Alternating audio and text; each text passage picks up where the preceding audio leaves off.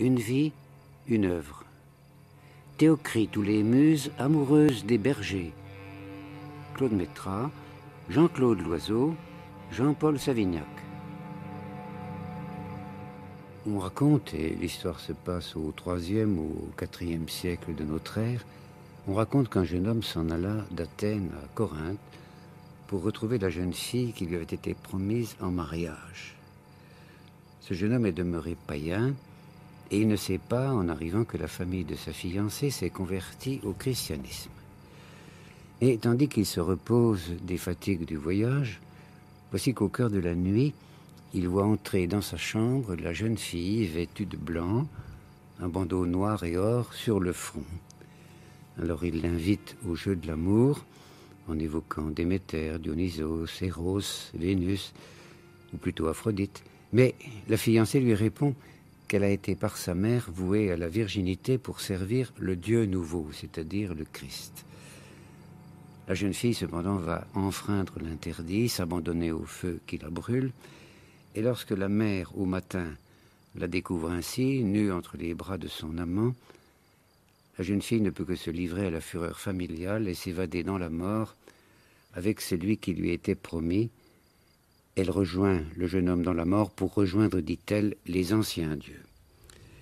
Et à cette même époque, racontent les navigateurs de la mer Égée, un cri mystérieux courait d'un rivage à l'autre. Le grand Pan est mort. Et avec Pan mouraient toutes les divinités qui avaient, dans l'extase, dans la fureur ou dans la paix harmonieuse, célébré la vie et avivé sans cesse la flamme qui mêlait dans une même brûlure amoureuse les hommes, les bêtes et les plantes, comme en témoigne toute la lyrique grecque. Le dieu Pan représentait en somme la multiplicité bouleversante des chemins que le ciel proposait au destin humain. Alors, lire aujourd'hui Théocrite, c'est un peu retrouver la terre du grand Pan avant sa condamnation à mort, son expulsion du firmament. C'est revenir à cette source divine où les êtres humains pouvaient indéfiniment se laver de leur détresse et retrouver leur cœur dans cette fontaine de vie que bien plus tard, les artistes dans nos pays associeront à l'image même du paradis. On pourrait dire que toute l'œuvre de Théocrite, c'est un théâtre où les hommes et les femmes ne cessent de parler avec les dieux ou bien d'interroger leur silence. Et c'est un théâtre qui connaîtra une grande fortune dans la suite des temps, à travers une figure tout à fait privilégiée, dans un certain sens un peu inattendue, qui est celle du berger. Et il s'agit bien entendu là d'une image païenne, mais de cette image païenne, le christianisme saisira dès sa naissance la prodigieuse richesse, puisque le Christ, dans son premier enseignement, apparaîtra dans la double nature de l'univers pastoral, car il est à la fois le gardien du troupeau, mais il est aussi l'agneau qui est promis au sacrifice. Il faut d'abord situer, bien entendu, Théocrite dans le double paysage de l'histoire et de la littérature grecque, une littérature grecque dont il est peut-être un peu l'ultime expression poétique. Pour tout dire de son existence, nous savons peu de choses. Vraisemblablement, il naquit vers 310 avant Jésus-Christ, sans doute à Syracuse. Et le grand centre de la civilisation hellénistique, à cette époque-là, c'est Alexandrie. Son fondateur, le grand Alexandre, est mort en 323 à Babylone, on le sait, des suites d'une mauvaise fièvre. Mais on peut dire que c'est dans le rayonnement d'Alexandrie, ce qu'on appelle l'Alexandrie la Grande, que la Méditerranée va puiser toute sa lumière. Et on peut s'interroger, bien entendu, sur ce déplacement géographique de la culture grecque. Jadis avec vous, Jean-Paul Savignac, nous avons évoqué Pindare et la splendeur des fêtes poétiques de l'ancienne Athènes. Alors, cette mouvance de l'Attique vers les rives du Nil, ce déplacement culturel vers le sud, il n'est pas sans faire penser un peu à l'histoire de la peinture moderne, une histoire dans laquelle nous voyons que l'école de Paris, qui avait triomphé après la Première Guerre mondiale, va trouver à New York son nouveau berceau. L'histoire de la culture est ainsi semée de mouvances diverses. Et on peut se demander quelle voix convoque ainsi les poètes de la Grèce vers le sable des pyramides. Je dirais que c'est une voie qui n'est pas nouvelle. Il y a, depuis l'époque mycénienne, des contacts entre l'Égypte et la Grèce. À de certaines époques, le contact est rompu. L'arrivée des Doriens, par exemple, ce qu'on appelle le retour des Héraclides, rompt les relations très riches qui s'étaient établies avec l'Égypte. Et puis cela reprend. Et je crois qu'avec la conquête d'Alexandre, on a eu une sorte d'expansion du monde grec, d'élargissement de la grécité, au point qu'Alexandrie supplante Athènes. Donc aller vers l'Égypte, c'est aller vers la terre des initiations, de la plus fabuleuse antiquité, et c'est en même temps aller vers la terre qui a été conquise par cette espèce d'Apollon qu'a été Alexandre.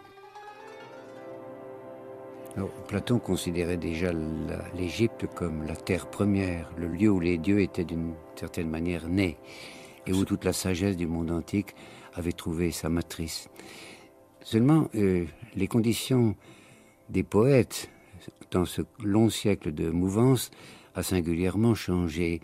Il y avait une tradition poétique qui s'exprimait à Athènes ou dans l'ensemble des cités grecques par des concours. Est-ce qu'à Alexandrie, ces concours poétiques qui font du poète l'expression même éphémère et périodique de la cité se retrouvent à Alexandrie? Sans aucun doute, parce que les fêtes, les concours poétiques sont liés tout simplement au calendrier. Et on n'abandonne jamais son calendrier. Donc on reste fidèle à toutes ces fêtes, à tous les concours qui y sont liés. Mais évidemment, il y a une espèce de développement de l'individualisme à cette époque-là. Et ça n'est plus la cité qui écoute son chantre. C'est plutôt chaque individu qui se délecte à entendre des trouvailles poétiques que l'on va trouver à cette époque-là. Il semble qu'il y ait aussi une métamorphose assez grande dans la transmission même du message poétique, dans la mesure où semble avoir cessé, à une époque qui est mal déterminée, la relation particulière de la poésie et de la musique. Oui, je crois que c'est le naufrage qui se produit à cette époque-là. On oublie les musiques. La musique de Pindare est perdue assez tôt, et on peut dire qu'à l'époque alexandrine où il y a les grandes éditions de l'œuvre de ce poète et de tant d'autres, on ne retient pas la musique. Et on peut donc parler d'une poésie du livre qui se développe par le livre plus que par le chant, la répétition du chant. Ça se comprend très bien, c'est plus facile avec le livre, alors que le chant exige la présence d'un chœur et d'un chorodidascale, d'un chef du chœur. Je crois que tout va toujours plus ou moins dans le sens de la simplification. Le sais-tu, Aratos? Un jour, Damoïtas et Daphnis, lui avec ses bœufs, conduisirent chacun en un même endroit leur troupeau. L'un des pastours à peine un duvet doré, l'autre la barbe naissante. Près d'une fontaine s'assirent ensemble, dans le midi de cette journée d'été, et ils se mirent à lancer leur tirade. Daphnis avait provoqué Damoïtas, et ce fut lui qui commença. Et Polyphème, Galatée bombarde tes bêtes avec des pommes, et c'est non qu'elle te crie. Idiot en amour, chevrier de rien du tout. Or tu n'as pas osé lever les yeux, pauvre ami, toujours accroupi sur ta syrinx à raffiner des mélodies. Mais regarde-la donc, maintenant elle matraque ton chien, qui sans te lâcher surveille tes brebis. Tiens, le voilà qui aboie en fixant la mer. Tu peux suivre son reflet au brillant de l'onde, tandis qu'il court sur la grève où le fracas perd. Prends garde qu'il ne saute au mollet de la fille si elle sort de la mer. Et sa peau qui fait plaisir à voir, qu'il ne la déchire. D'où elle se campe, elle se dépense en agacerie à ton adresse, toute pareille à ces aigrettes sèches qui s'envolent de l'acanthe dans le bel été brûlant. Si tu l'aimes, elle te fuit. Si tu ne l'aimes pas, elle te poursuit. Galatée pousse le petit pion fatal. Polyphème, ce qui n'est pas beau, souvent l'amour oblige à le trouver beau. Alors, à son tour, Damoïtas improvisa, et voici ce qu'il déclama. Je l'ai vue par pans. Je l'ai bien vue quand elle balançait des pommes à mes moutons. Elle n'a pas échappé aux borgnes, à mon unique soleil, celui avec lequel je verrai jusqu'au bout, j'espère. Ce devin Thélème qui m'a prophétisé un malheur, qu'il emporte son malheur avec lui et le réserve à ses enfants. Mais moi, tel que je suis, pour l'inquiéter à mon tour, jamais je ne regarde dans sa direction et je prétends que je possède une autre femme. Qu'elle entende cela, et quelle jalousie, ô guérisseur, elle se consume. On dirait qu'un temps l'aiguillonne hors de la mer, d'où elle fouille des yeux ma grotte et mes troupeaux. À présent, à mon sifflet, mon chien aboie contre elle. Du temps où j'étais amoureux, il jappait, léger, museau collé à ses hanches. À la longue, prise par ses manœuvres, peut-être m'enverra-t-elle un messager. Mais alors moi, je calerai ma porte jusqu'à ce qu'elle ait juré d'étendre en mon honneur, de ses mains et sur cette île, le lit le plus doux. Après tout, je ne suis pas aussi laid de figure qu'on le raconte. L'autre jour, calme plat, je me mirais dans la mer. Belle m'apparaissait ma barbe, et cette seule prunelle que j'ai, c'est en tout cas mon avis. Puis l'éclat de mes dents jouait sur l'eau plus blanc que le marbre de Paros. Mais pour n'en être pas ensorcelé, selon la leçon de la vieille Cotitaris, j'ai craché 3 fois dans mon sein. Sa chanson ainsi finie, Damoïtas embrassa Daphnis. L'un donna à son compagnon sa syrinx, l'autre sa belle flûte. Et Damoïtas de flûter, et Daphnis le bouvier de tirer des gammes selon Pan. Aucun des 2 bergers n'eut la victoire. Ils avaient été invincibles l'un et l'autre. Alors on peut sans trop d'arbitraire penser que l'existence de Théocrite s'accomplit entre la Sicile, où peut-être il serait né, et plus largement la Grande Grèce et les terres de l'Italie du Sud, et puis à l'autre pointe, Alexandrie. Et le parcours étant entre ces 2 pôles, balisé par de nombreuses îles, où sans doute le poète de temps à autre fit des haltes plus ou moins longues. Et les chroniqueurs font une mention particulière à l'île de Cos, une île où, dit-on, la culture fut rayonnante et où elle fut sans doute élevée. Mais en Sicile comme en Égypte, Théocrite se trouve confronté à 2 paysages particuliers. Et j'entends ici paysage sensible et paysage spirituel. D'une part, la ville, et dans la ville, la cour des princes, où le poète a sa place, qui est inscrite depuis toujours, n'est-ce pas ? À beaucoup d'égards, l'écrivain, c'est un courtisan au service des grands. C'est un service d'ailleurs dangereux, parce que un obscur chroniqueur du temps d'Ovide, commentateur de Théocrite, raconte, ce qui est sans doute tout à fait inventé, mais qui sait, que Théocrite finit son existence étranglé par un Hiéron, un tyran de Syracuse, parce qu'il s'était moqué de l'héritier du trône. Et puis, derrière ce paysage visible, c'est-à-dire au-delà de la cour et de la ville, il y a un autre paysage tout aussi visible, les champs, les bois, les mers. Et à lire Théocrite aujourd'hui, on s'aperçoit que c'est bien dans ce paysage premier qu'il va prendre l'essentiel de sa substance créatrice. Mais comme Théocrite, dans notre âge classique, va connaître beaucoup d'imitateurs, on serait porté à croire que sa campagne, et c'est ce qu'on pourrait induire en pensant aux multiples bergeries du XVIe ou du XVIIe siècle, on pense en particulier à Racan, sont des campagnes de convention et que ces paysans sont un peu des paysans d'opérette. Et ce serait aussi considérer que les dieux auxquels il fait maintes fois allusion, ces dieux qui habitent ces espaces ruraux, ces champs, ces labours, ces prairies, ce sont aussi des divinités purement académiques comme ce seront plus tard chez nous Cupidon ou Léda. Mais à lire Théocrite, on s'aperçoit que les dieux ici sont bien vivants. Et ils se mêlent à la vie humaine autant que le font les dieux hindous dans la vaste épopée de l'Asie. Et je crois que Pan, Déméter, Hécate ne sont pas pour Théocrite des figures embaumées qui seraient sorties tout à fait momentanément de leur tombeau.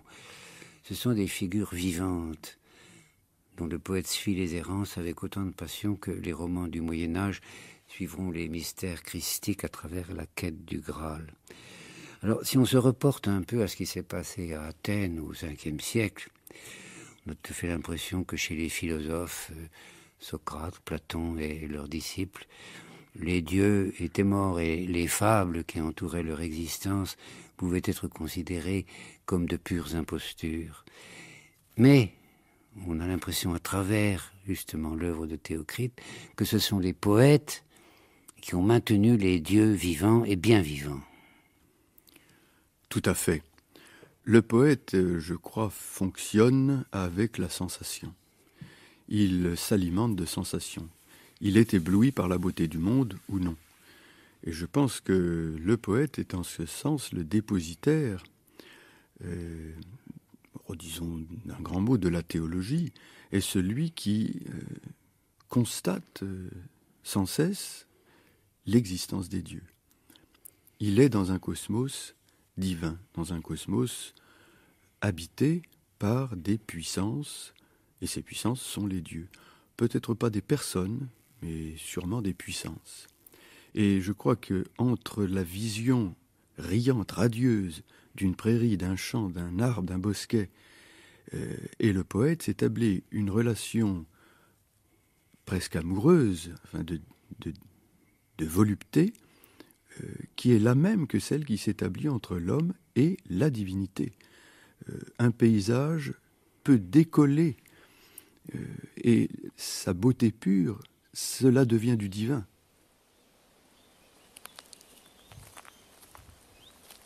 Ces roses encore humides, ces poignées de serpolet, je les dédie aux muses de la montagne. Et ces lauriers aux feuilles noires luisant sur les rochers de Delphes, la place du serpent, à toi, le dieu profond des fêtes. Et sur l'autel coulera le sang d'un bouc blanc, celui-là qui tente de ronger le rameau extrême du térébinthe.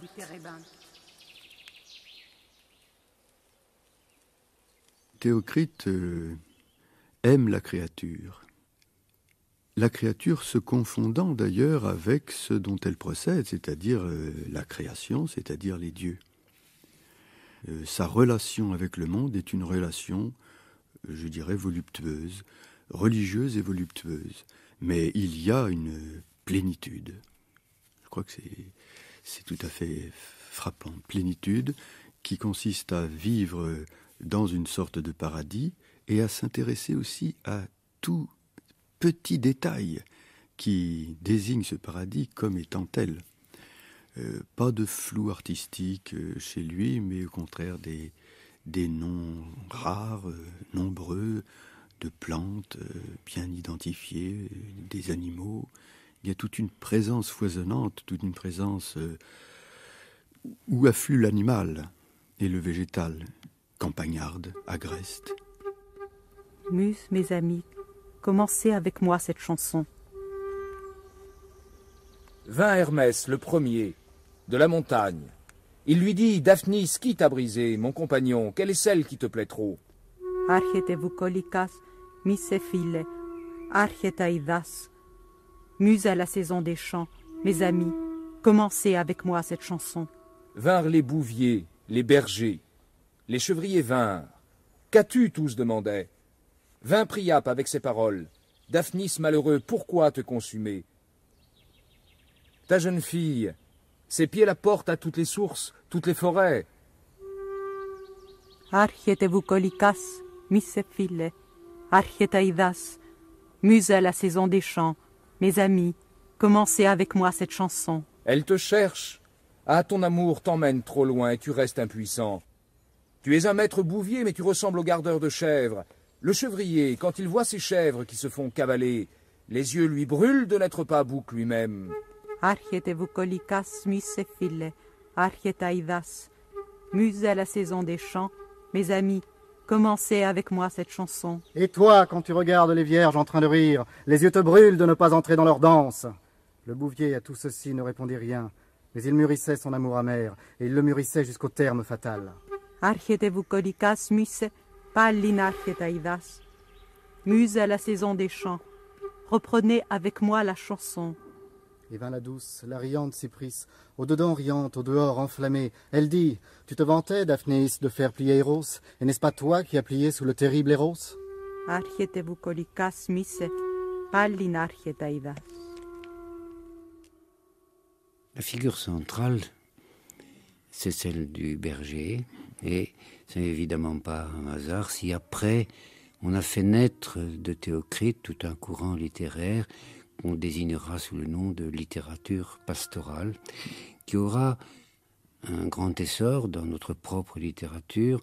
On la verra renaître, bien entendu, dès le Moyen-Âge, à travers un certain nombre de romans, de chroniques rustiques. On la voit surtout se manifester par imitation des anciens au moment de la Pléiade et dans le XVIIe siècle, avec ce roman extrêmement étrange que Honoré d'Urfé va donner sous le nom d'Astrée, et où les bergers témoignent à la fois de la vivacité du sentiment amoureux et du désir de retrouver une nature encore dans sa force. Et puis, à une époque plus récente, bien entendu, nous pourrions évoquer Giono et le serpent d'étoiles, c'est-à-dire ce rassemblement d'êtres confrontés au grand silence de la forêt, de la prairie.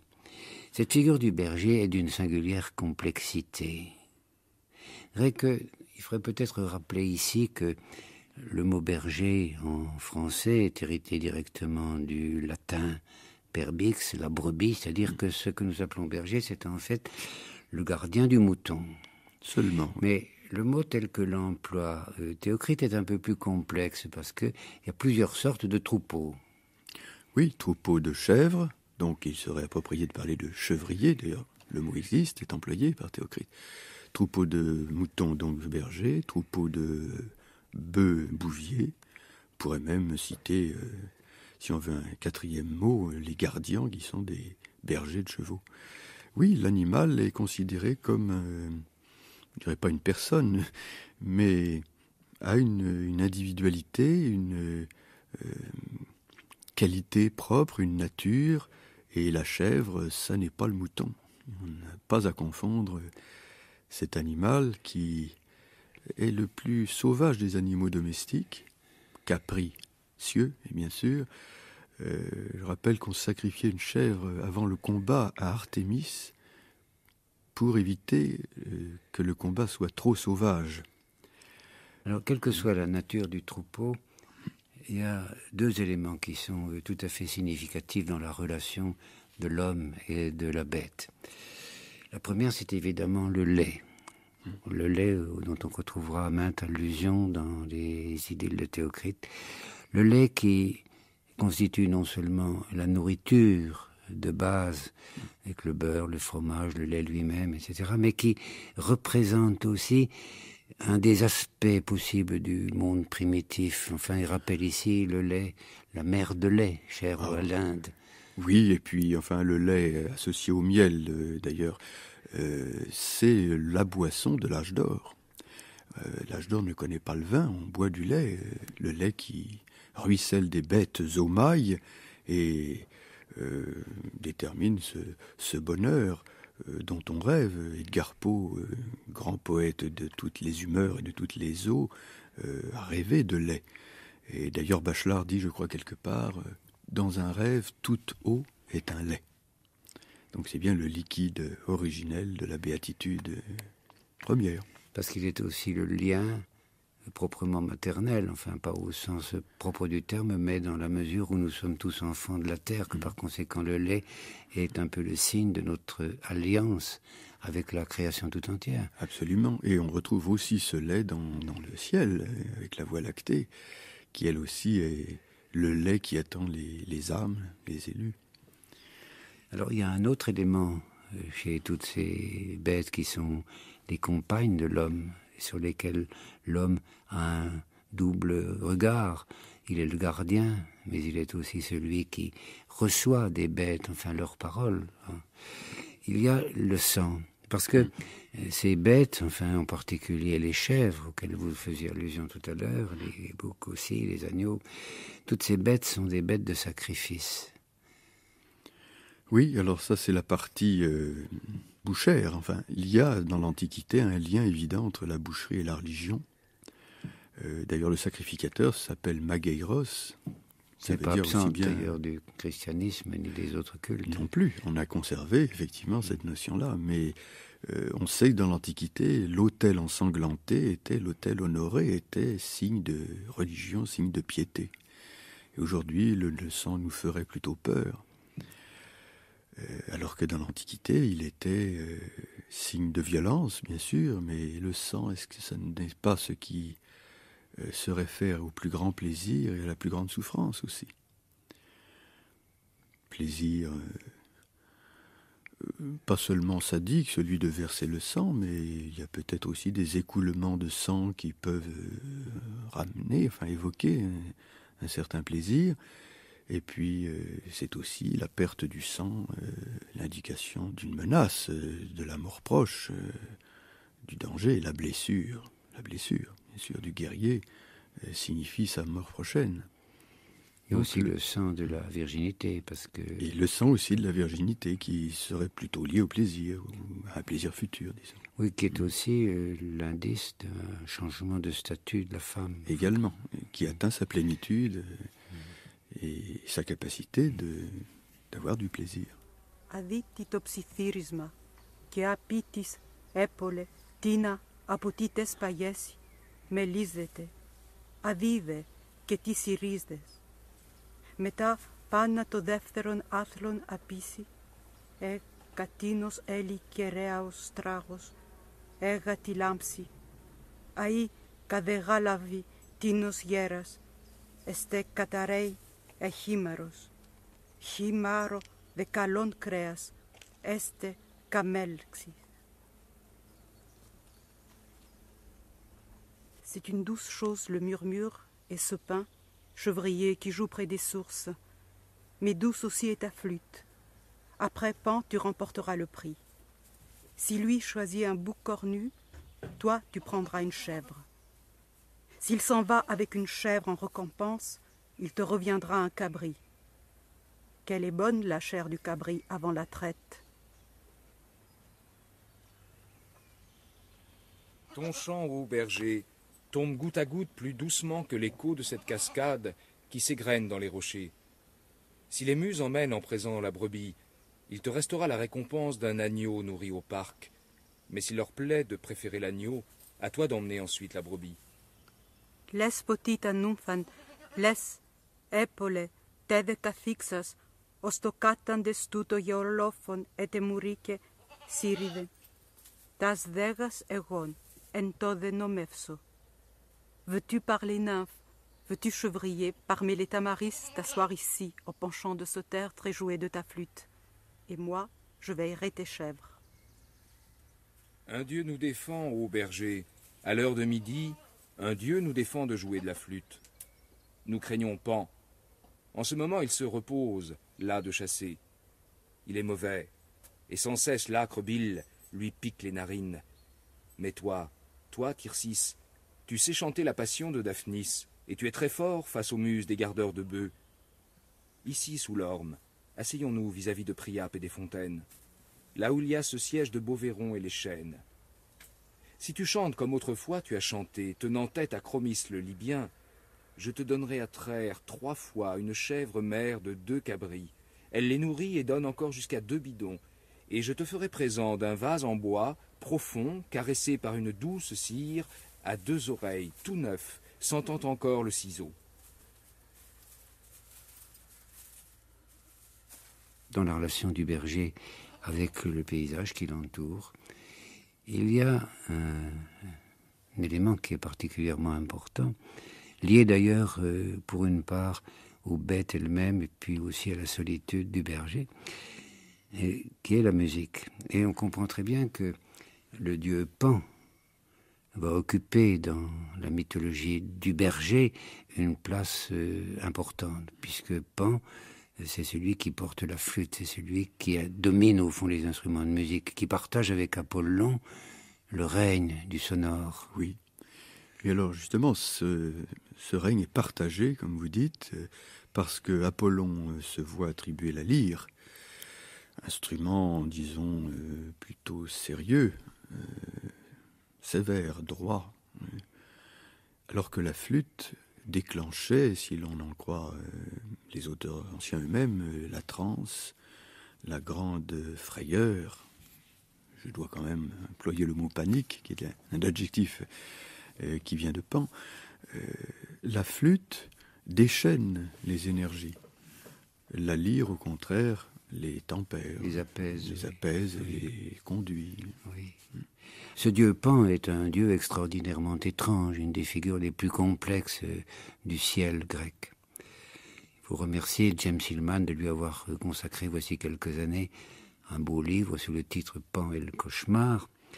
Et on voit que ce dieu, il est à la fois du côté du soleil et du côté de la lune. Que chaque époque d'ailleurs, ou chaque nature poétique en fera une interprétation différente. J'étais très surpris de constater que finalement, ce Dieu qu'on assimile à la brûlure même du soleil est aussi celui qui a complicité avec l'astre de la nuit. Ce Dieu Pan est aussi le Dieu du cauchemar. Et on fera attention précisément dans la poétique de Théocrite à remarquer que il y a une heure particulièrement dangereuse, c'est l'heure de midi, là où le soleil est dans son épanouissement le plus grand. C'est l'heure où le dieu Pan repose, par conséquent, l'heure où nul bruit, nulle musique ne doit troubler le paysage. Oui, c'est dit textuellement dans Théocrite, nous ne devons pas faire entendre nos syrinx, nos flûtes, parce que le grand Pan sommeille. Alors, qu'est-ce que cela veut dire ? Évidemment, c'est lié à la position de l'astre du jour, midi. Le soleil est au plus haut. J'avoue, je ne sais pas comment cela peut s'expliquer. Je sais qu'on évoque le démon de midi. Je sais que il y a un dérèglement des sens, pour employer une expression rimbaldienne, qui risque d'arriver à ce moment-là de la journée. Et on verra qu'à maintes reprises, précisément, le feu de l'amour est assimilé au feu du soleil. Et que par conséquent, devant ce feu dévorateur, il y a l'attente où se tient modestement celui qui désire approcher de l'amour sans oser l'approcher vraiment. Et puis, en même temps, il y a ce sentiment que le soleil est la vraie flamme, que par conséquent, être brûlé par le soleil, comme être brûlé par l'amour, c'est finalement une manière d'accepter un destin qui, pour une part, est un destin divin. C'est un peu ce que raconte Théocrite à travers l'histoire de Daphnis. Absolument. Il est difficile de comprendre en quoi Pan fait éclater un soleil charnel en nous, mais c'est ainsi. Cet éclatement, cet embrasement des sens conduit à une espèce de perte de son identité, à une espèce de communion, de fusion avec le monde, qui est en une espèce d'état d'irisation. Enfin, je ne pense pas que celui qui est abandonné à Pan voit le monde avec un regard apaisé. Tout doit être, je le dirais, irisé, bordé d'arc-en-ciel. Tout est rempli par l'enthousiasme. Et cet enthousiasme, appelle une satisfaction qui vient parce que Pan n'est pas un dieu pudique, au contraire. Et par conséquent, on a une sorte de béatitude qui commence et qui s'achève dans le bonheur. Quelque chose qui ressemble, qui est très proche évidemment de la conjonction amoureuse. D'ailleurs, dans la légende de Pan, on dit de lui qu'il est celui qui viole les nymphes, celui qui poursuit sans cesse les vierges, et qui par conséquent accomplit une sorte de travail de meurtre, dans un certain sens, dans un meurtre dont l'amour est la clé. Et vous avez évoqué tout à l'heure la lyre d'Apollon. Je pense que la lyre d'Apollon fait surgir de la terre, du paysage même des hommes, les sonorités les plus douces. Par conséquent, il amène l'harmonie dans les cœurs humains, alors que la flûte de Pan serait cet instrument étrange qui semble convoquer les sonorités très mystérieuses qui sont au-delà du monde, au-delà du ciel, et que par conséquent toutes les forces primitives, toutes les énergies du commencement des temps affluent vers des cœurs humains qui évidemment ne sont pas capables, ne sont pas de nature à les recevoir. Elles ne peuvent qu'en mourir. Oui, absolument. Je pense par exemple à la cornemuse, tout simplement. Qu'est-ce que c'est qu'une cornemuse ? Au fond, tout à l'heure nous parlions de chèvres donc de bouc. La cornemuse, c'est un bouc, c'est un ventre de bouc, on lui presse le ventre et il en sort le cri du bouc. On fait entendre dans l'instrument de musique propre à Pan, flûte ou précisément la cabrette, la cornemuse, ces sonorités primitives, sauvages, qui effectivement dépassent l'homme, le renversent, le bouleversent, le violent d'une certaine façon. D'où la similisation qui sera faite plus tard entre le bouc et le diable. Absolument, voilà.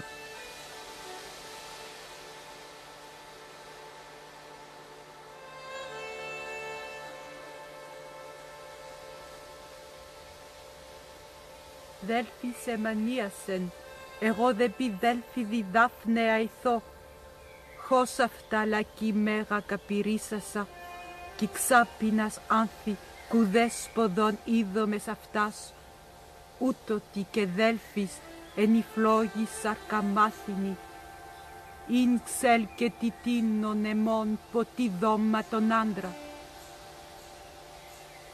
Delphis m'a fait mal, moi sur Delphis je brûle le laurier. Et comme la branche claque et prend feu d'un coup, qu'elle se consume sans même laisser une cendre, qu'ainsi Delphis dans sa chair soit dévoré par la flamme, qu'il vienne vers ma demeure, cet homme qui est à moi.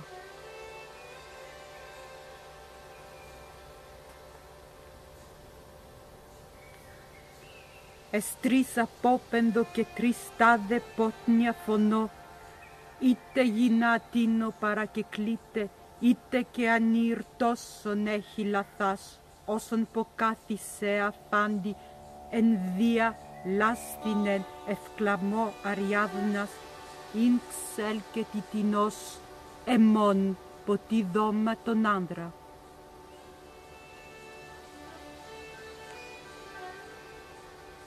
Voici que se tait la mer, se taisent les vents, mais dans ma poitrine crie ma peine.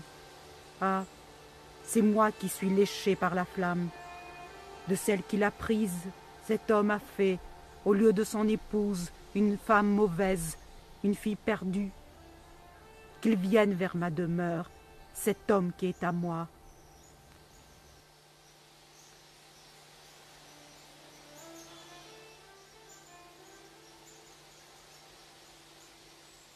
À chacune de ces peintures de l'amour, Théocrite applique ce qu'on pourrait appeler des traitements différents.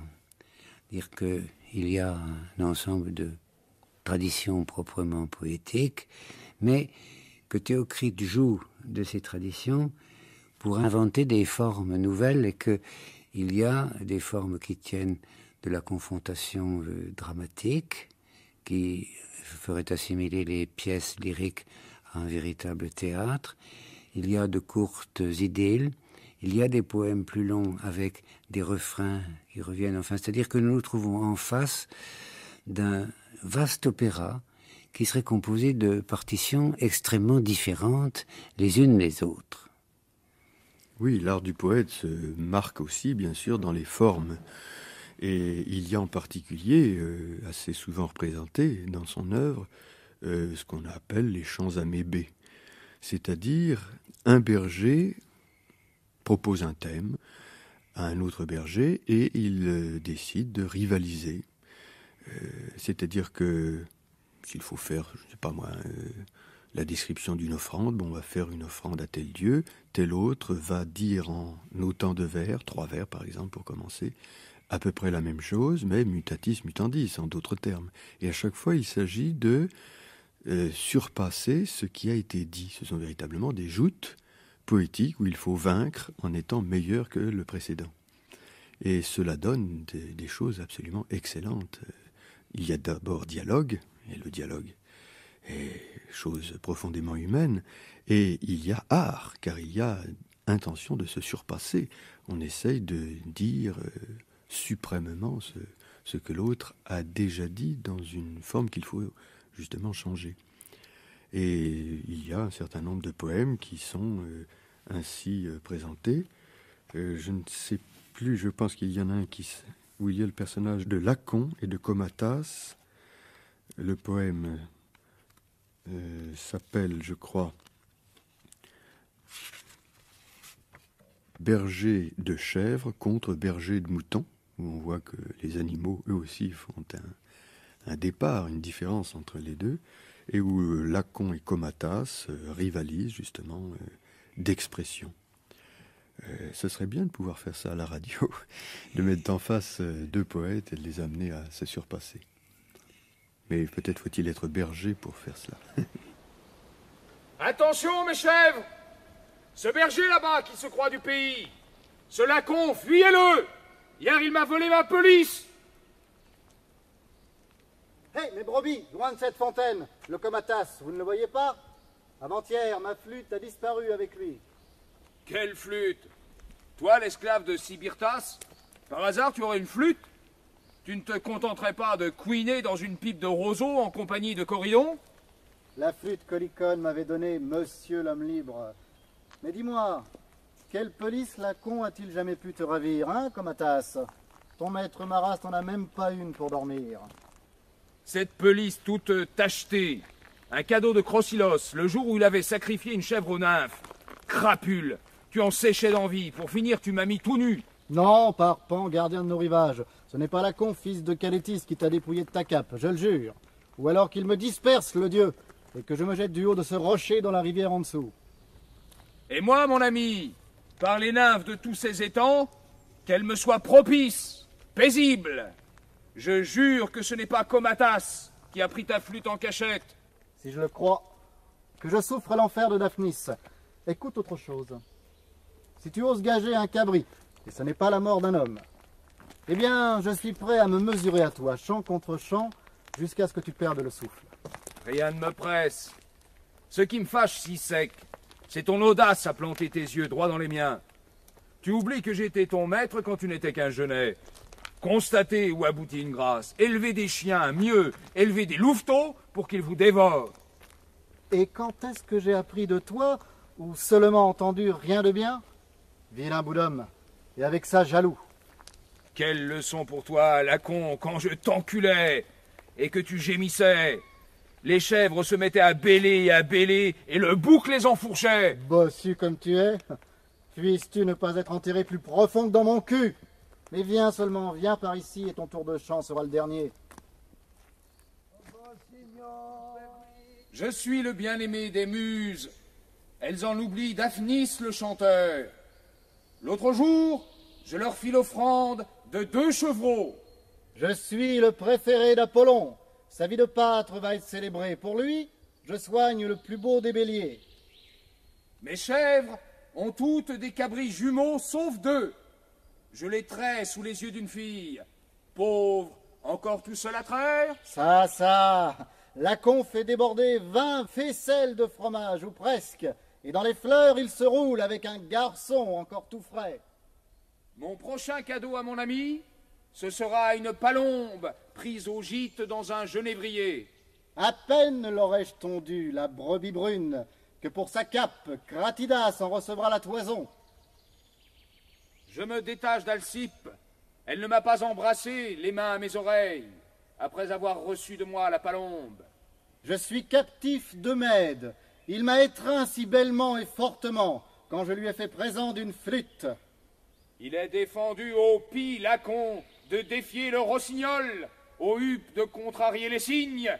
Gueux, tu n'aimes que la querelle, toi! Ce berger-là, je le prie de s'arrêter. Quant à toi, Comatas, que Morson accorde en prix l'agnelle. Quand tu la sacrifieras aux nymphes, en même temps, envoie-lui la meilleure part. À travers la traduction française, la poésie de Théocrite peut être reçue comme une danse à cause de sa légèreté, à cause de sa grâce aussi. Et on peut se demander si la langue grecque est revêtue des mêmes vêtements. La langue que parle Théocrite, c'est le dorien, langue qui était parlée en Grande Grèce et à peu près dans toutes les colonies grecques, qui avaient commencé à se faire au 7e siècle avant Jésus-Christ, d'ordre d'Apollon. Donc c'est une langue qui n'est pas l'ionien attique, qui n'est pas le grec que nous apprenons dans les classes. Et je dirais que c'est une langue que j'affectionne particulièrement. Elle a quelque chose justement d'assez rustique. Hésiode est quelqu'un qui est, même s'il vient d'ionique, est essentiellement le béotien, le terrien. C'est une langue un peu rugueuse, qui n'a pas changé depuis l'origine. Et je crois que Théocrite l'a fait danser, cette langue. Alors que Pindare en faisait un monument, en faisait une pyramide, enfin vraiment quelque chose de puissant, Théocrite irise. Et iriser le dorien, c'est sans doute pas facile, parce que c'est plutôt une langue de militaire, si vous voulez, une langue virile, puissante. Et elle devient justement l'inverse.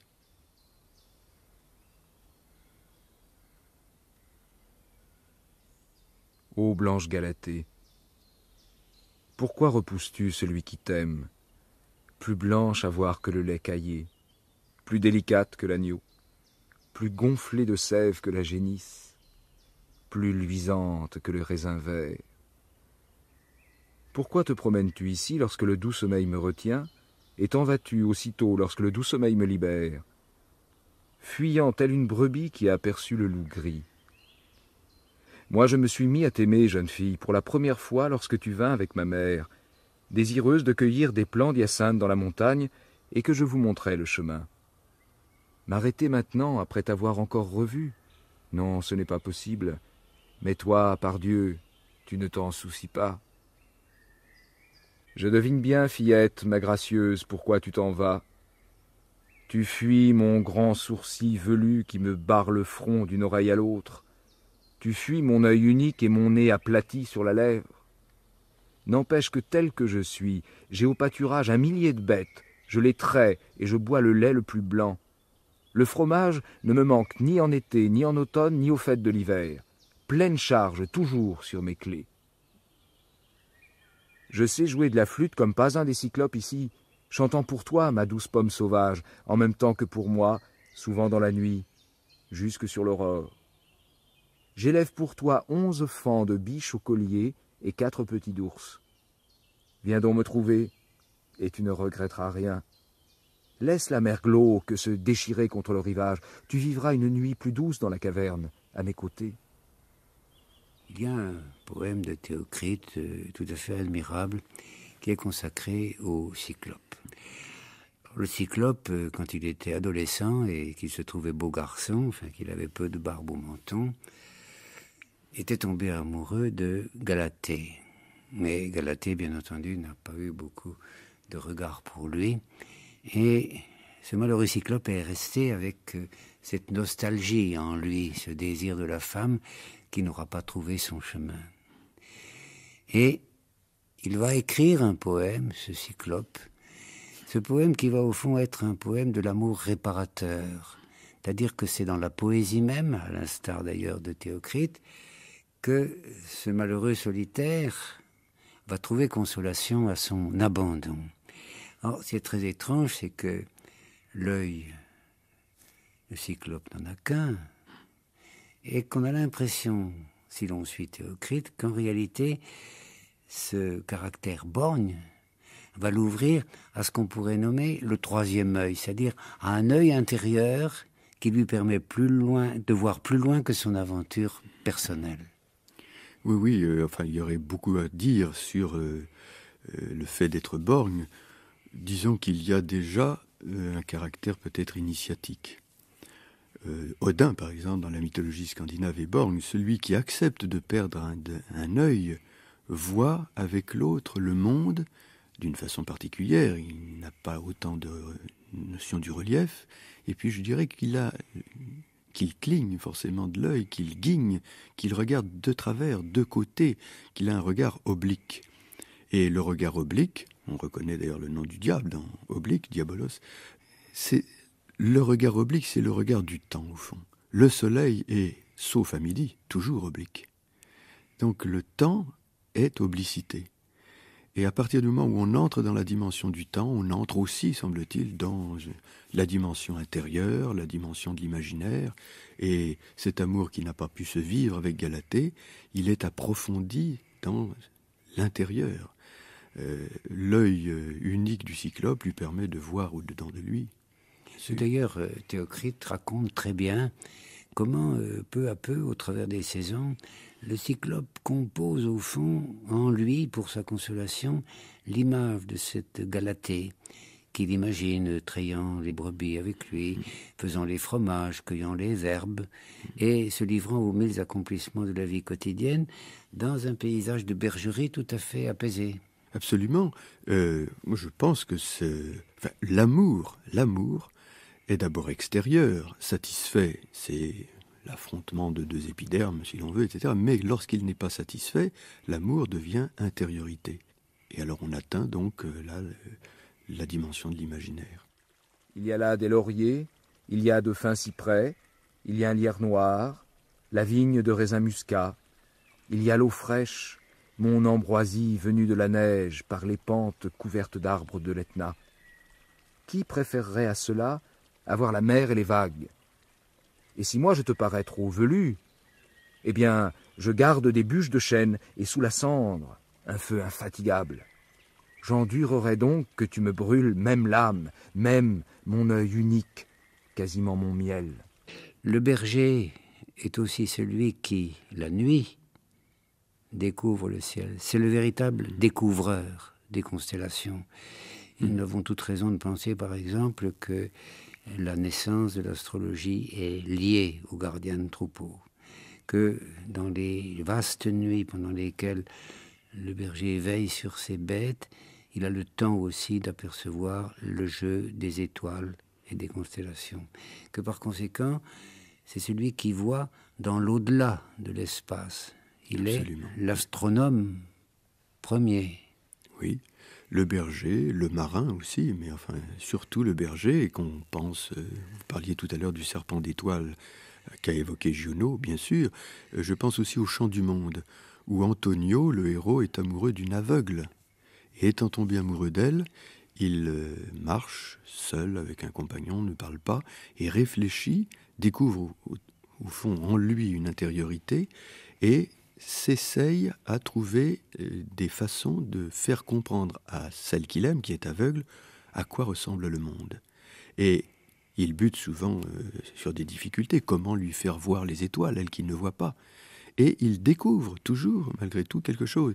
Il les compare instinctivement à des graines et se dit « mais je lui ferai toucher des graines et je lui dirai « c'est pareil ». Par conséquent, l'étoile peut être une graine.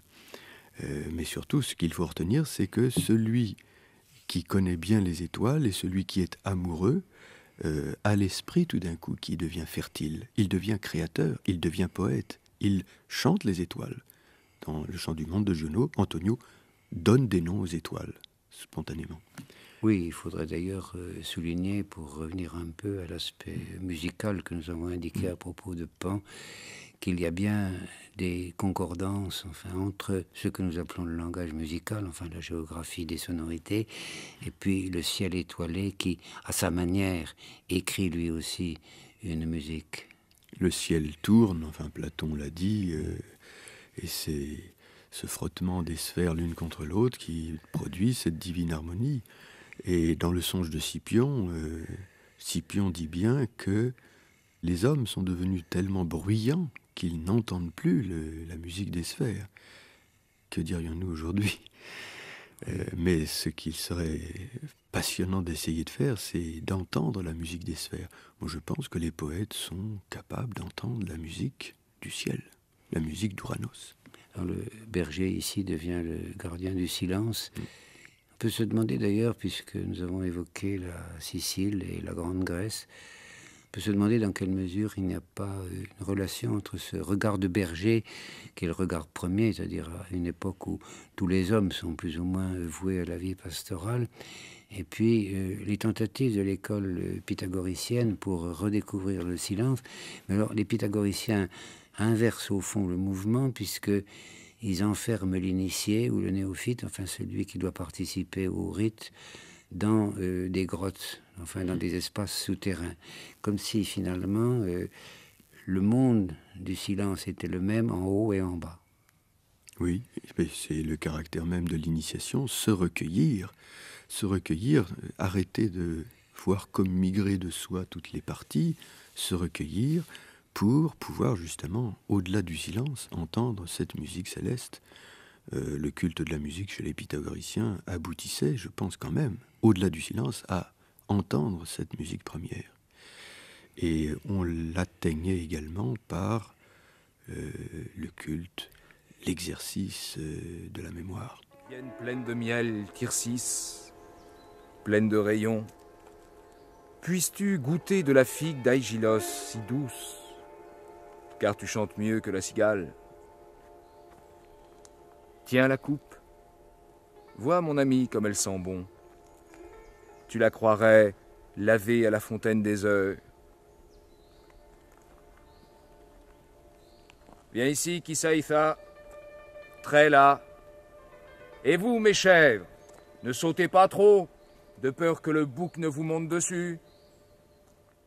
Comme nous le fait bien pressentir la très belle présentation de Maurice Chappat, comme nous le murmure aussi la belle traduction que le poète valaisan a signée ici avec Éric Genevet, deux territoires se partagent le cœur de Théocrite, la campagne et l'amour. Territoires, à vrai dire, étroitement entrelacés, comme s'ils trouvaient place l'un et l'autre dans le grand souffle divin qui semble accompagner les étoiles dans leur course. Mais la nature, même dans la mouvance de ses saisons, porte en elle quelque chose d'immuable, tandis que l'amour présente des visages si différents les uns des autres que les humains en meurent autant qu'ils en vivent. Au poète de déchiffrer la diversité de ces visages et de témoigner de leur dangereuse et rayonnante magie.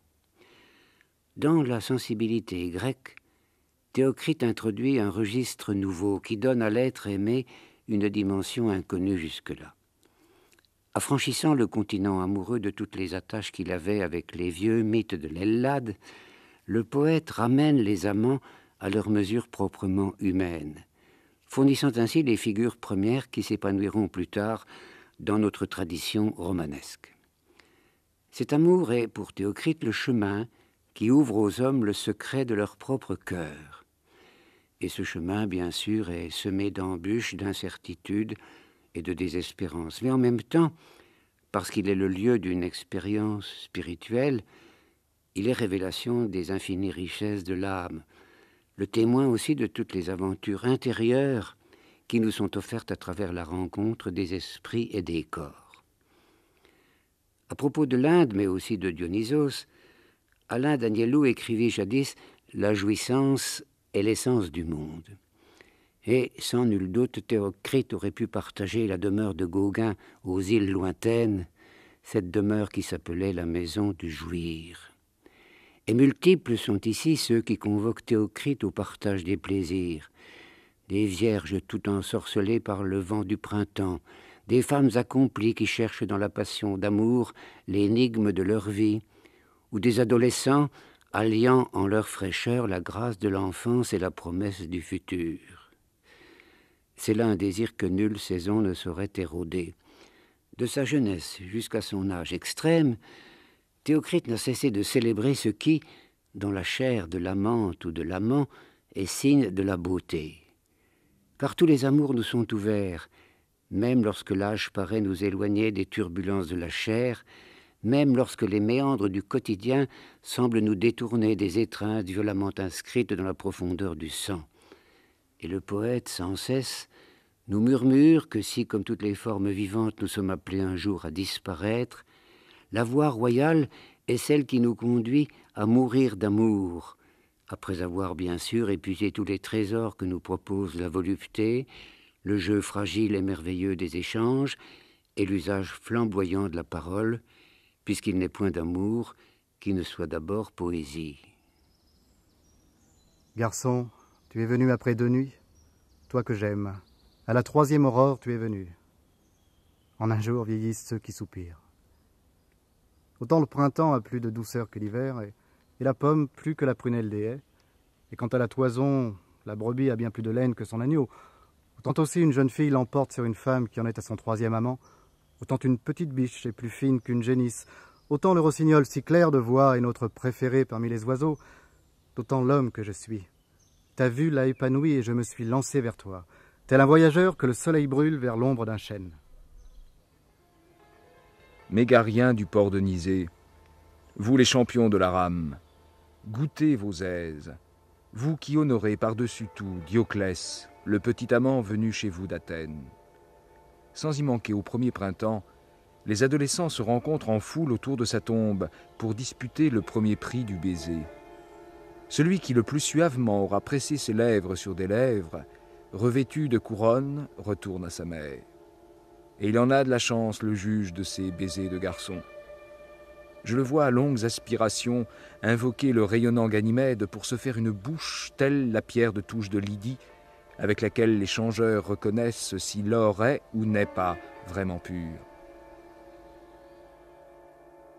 Il y a un autre paysage auquel nous n'avons pas fait encore allusion et qui fait pleinement partie de la vie quotidienne du berger. Il a commerce avec les bêtes, avec la vie animale. Il en connaît la sauvagerie, il en connaît aussi la douceur. Dans la mesure où il oppose précisément l'agneau fragile et puis le bouc terrifiant, toujours voué à l'orgasme, pas toujours hanté par le sexe. Mais il a aussi connivence avec le monde des herbes. C'est-à-dire que les plantes ne sont pas simplement la nourriture des bêtes, elles sont aussi un réservoir prodigieux dont le berger connaît toutes les ressources, ce qui fera de lui le véritable inventeur de la médecine, et au-delà de la médecine, l'inventeur de la magie. Et il y a dans plusieurs idylles de Théocrite cette référence très précise au monde végétal, en particulier dans ce poème magnifique qui s'appelle La magicienne, où l'amoureuse, qui se voit petit à petit abandonnée par celui qu'elle aime, invoque la déesse nocturne, c'est-à-dire Sélénée. Elle invoque aussi la lune. Elle invoque aussi Hécate, la déesse des enfers, c'est-à-dire au fond toutes les puissances noires, avant de rassembler les plantes qui vont lui permettre, comme Médée jadis, de confectionner des potions, des filtres, qui serviront aussi bien à la destruction qu'au bénéfice de celui qu'elle aime, suivant la manière même dont il recevra cet amour. Absolument, la plante n'est pas cette verdure anonyme qu'elle est trop souvent pour nos contemporains. La plante est souvent liée à des rites, à une vertu bien sûr médicinale, mais elle est cueillie. Je me rappelle un texte de Pline qui dit qu'on doit cueillir telle plante de la main gauche à telle période de la lune, etc. Et c'est un plaisir d'entendre les noms des plantes, de se régaler de leurs noms, car au fond le nom d'une plante, c'est vrai, c'est la plante elle-même. On la voit tout de suite surgir à l'esprit. Τούτα από τα σχλένα στα κράσπεδο ολέσε δέλφης, εγώ νουν τήλωσα κατάγριον πυριβάλλω, αιέρος ανιαρέ, τι μεθ μέλα νεκρός αίμα, εμφούσος λίμνα της άπαν εκβδέλα πέποκας, ίνξελ και τιτινών, εμών ποτέ δώμα τον άνδρα. Je jette brin à brin cette frange du manteau de Delphis au génie de feu. Ah, Eros, tu fais peser sur nous un destin monstrueux. Pourquoi, noué à ma chair, as-tu bu tout le sang noir comme une sangsue des marais? Qu'il vienne vers ma demeure, cet homme qui est à moi. Savranti tripsesa, kakon poton avrioniso, testili, nin de la visa tita throna tafte pomaxon, tastino flias κάθε πέρτερον ασέτη και νιούξ, και λέει επιτρίζησα τα δέλφιδος οστία μάσο, ίνξ, ελ και τιτινών εμών ποτι δώμα τον άνδρα. J'ai broyé une salamandre et lui porterai demain le poison. Toi, Testilis, tandis que nous appartenons encore à la nuit, va pétrir nos herbes sur son seuil, et tu dis dans un souffle, je pétris les eaux de Delphis. Qu'il vienne vers ma demeure, cet homme qui est à moi. Alors parmi ces divinités qui demeurent extraordinairement vivantes dans ce qu'on pourrait nommer le ciel de Théocrite, il y a 3 femmes ou 9 femmes, suivant les cas, qui sont particulièrement importante, ce sont les muses. Alors, je ne sais pas si vous vous rappelez un roman de Thomas Mann qui m'avait beaucoup frappé dans ma jeunesse. Un roman qui s'appelle L'élu et qui est consacré par l'écrivain allemand à l'histoire du pape Grégoire le Grand, lequel Grégoire le Grand fut d'ailleurs le père de la musique grégorienne, qui joue un si grand rôle dans notre Moyen-Âge. Et Thomas Mann, avant de commencer son récit, avant de raconter cette ténébreuse histoire qui fait de Grégoire l'amant de sa sœur, eh bien, il invoque celui qu'il appelle le génie de la narration, c'est-à-dire celui qui donne véritablement la parole à l'écrivain. Et ce qu'il décrit là, au fond, à travers cette invocation, c'est la situation ordinaire de l'artiste, parce que l'artiste ne peut parler, ne peut dire que s'il reçoit venu du ciel ou des enfers, suivant les cas, un fragment d'une étincelle divine ou diabolique. Alors, ce qu'on appellera ici l'inspiration, ce qu'on appellera ailleurs, avec Bergson par exemple, l'imagination créatrice, qu'on appellera ailleurs la révélation, ben, c'est cet ensemble que représentent les muses, et c'est une révélation qui est venue. C'est très étrange de savoir comment, d'ailleurs, les gens dormaient et vivaient, n'est-ce pas? Parce que cette révélation, elle vient tantôt d'une veille extraordinairement laborieuse. Enfin, on en trouve exemple chez Rembrandt, par exemple, pas quand il décrit ses philosophes dans leur cave.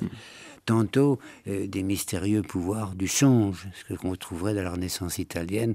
Je pense en particulier aux extraordinaires gravures de Raimondi. On voit les femmes couchées dans les caves. C'est les mêmes caves que Rembrandt, mais les uns ont le regard ouvert et les autres ont le regard clos. Alors, chez Théocrite revient sans cesse l'image des muses. Et au fond, ces muses, c'est celles que priait déjà Hésiode au début de la Théogonie. Mais c'est aussi une image qui n'est absente ni de l'œuvre d'Homère, ni de celle des tragiques grecs. Et elles sont ici référence à cette part divine qui repose dans le cœur humain. Mais cette part divine ne peut être mise en mouvement que par une intervention des puissances de l'au-delà. Et une intervention que l'artiste peut provoquer par un recours à ce que Henri Michaud appellera le misérable miracle de l'ivresse ou des drogues. Et on sait avec quelle réserve précisément Michaud a placé ces ivresses artificielles, enfin ces poisons, dans l'exercice de la poésie. Alors pour Théocrite, les muses sont des créatures bien vivantes, elles sont attentives aussi, on le sent, à ses propres aventures, et on voit très bien que ces muses s'attachent aux uns et, au contraire, elles se détournent des autres. Et en réalité, ces muses ont été extrêmement présentes dans l'imaginaire grec. Lucien dira, quand Hésiode fait l'éloge des muses, il n'en parle point par ouï-dire. Il les a vues lui-même. Et Hésiode, au début de sa théogonie, dit « Les déesses, c'est-à-dire les muses, m'ont ordonné de célébrer la race des bienheureux immortels et de les chanter elles-mêmes au commencement comme à la fin. » Et au début de la théogonie, Hésiode les invoque et à la fin de la théogonie, il les remercie. Bon. Nous trouvons ici, en face de ce principe inspirateur dont tous les artistes sont plus ou moins redevables. N'est-ce pas ? Alors, qu'est-ce que c'est que ce culte des muses ?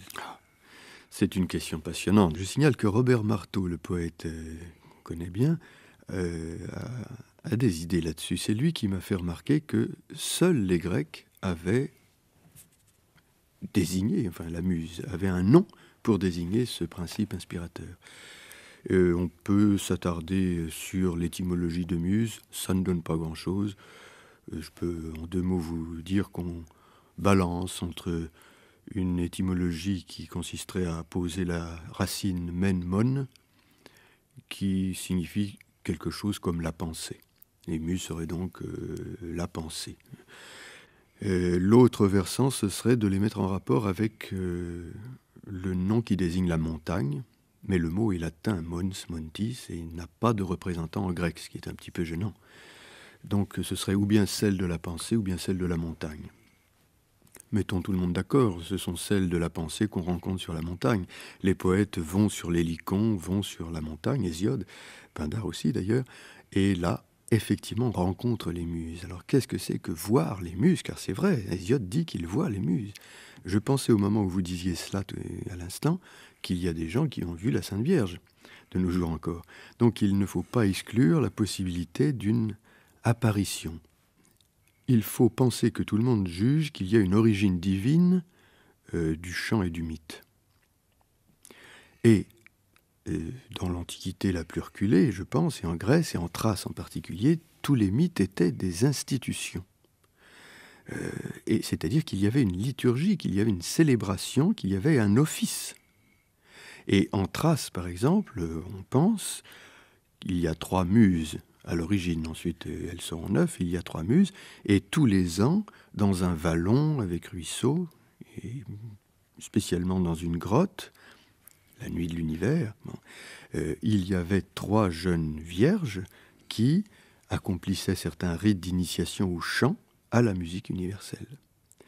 La révélation était faite là, et je dirais qu'il y avait renouvellement de ce qu'on appelle révélation de la poésie, par un rite, par un rituel. Ces muses, on connaît leur nom, c'est Mnémée, Aoïdé et Mélété. C'est assez facile à retenir. Mnémée est la muse de la mémoire, le nom indique l'idée de mémoire. Aoïdé, c'est celle du chant, et Mélété, celle de l'exercice. Et il faut savoir qu'effectivement, on ne devenait pas poète comme ça, simplement par élection, parce qu'on avait vu les muses dans la montagne. Ensuite, il y avait, je suppose, des écoles, des rites, des travaux, un dressage terrible. Pindare semble avoir été, dès son jeune âge en Béotie, initié à un véritable dressage avec apprentissage par cœur d'une énorme partie de la poésie. Des poèmes de 1000 vers, c'était facile à apprendre, ça se retenait facilement. Ce qui rapprocherait alors les collèges grecs, pour employer ce mot si vous voulez, ou les écoles poétiques, de ce que ça pouvait être chez les Celtes, enfin dans les classes druidiques. Absolument, je pense. Enfin, c'est César qui dit qu'on reste longtemps à l'école des druides, parfois 20 ans, et on apprend par cœur et disquere magnum ou numerum versum, un grand nombre de vers. Et juste après avoir dit cela, César parle de la métempsychose. Et ce qu'il ne dit pas, et ce qui est peut-être le lien entre les deux, c'est que en travaillant la mémoire, les druides développaient la mémoire des existences antérieures, ce qui nous amène à Pythagore, et par conséquent, la révélation de l'immortalité de l'âme. Alors dans l'histoire des muses, il y a un chapitre particulier, et très intéressant par sa féminisation, c'est que les muses ne portent pas le nom qu'on leur connaît maintenant à travers la mythologie traditionnelle, Terpe, Clio, Erato, etc. Mais elles portent toutes des noms d'oiseaux, et ces oiseaux sont féminins. Oui, le nom d'ailleurs de l'oiseau est féminin, mais on distinguait 2 sortes de muses finalement. Les premières qui sont les Pierrides, de Pierrie en Thrace, fille d'un certain Pierros, lui-même père de Linos, personnification du lin. Bon.